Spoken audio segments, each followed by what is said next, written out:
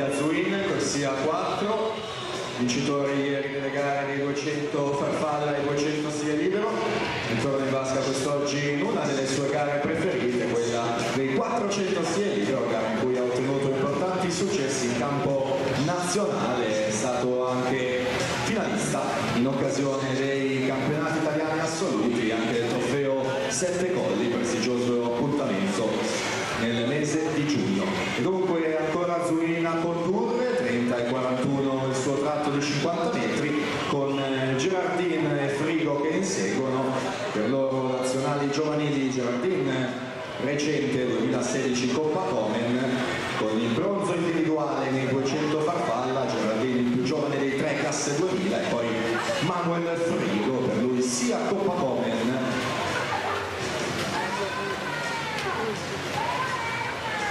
Coppa Komen 2013 disputata a San Marino e Giochi Europei di Baku del 2015.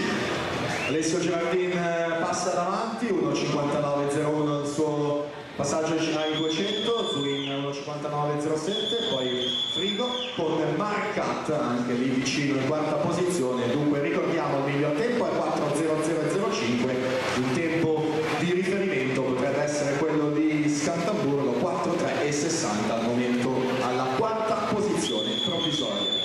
Prossima gara saranno i 100 farfalla, categoria ragazze, saranno 5 batterie previste. Presentiamo la prima batteria: in 1 Agnesi Agostini, 2 Emma Svaldi, 3 Alessia Segatto, in 4 Anna Donatelli, 5 Jennifer Tarolini, 6 Chiara Cagnato, 7 Elena Padorini, 8 Agnese Schiavone.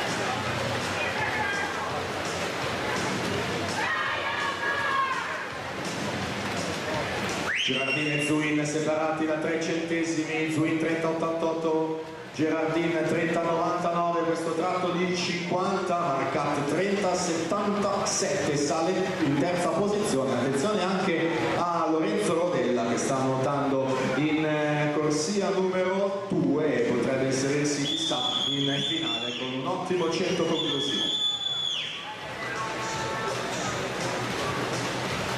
Mattia Zuin comunque in controllo in questa batteria, passa davanti, sorpassa Gerardin che resta a 5 centesimi di distanza, 29,86 per Zuin, sotto i 30 anche Gerardin i 50 precedenti.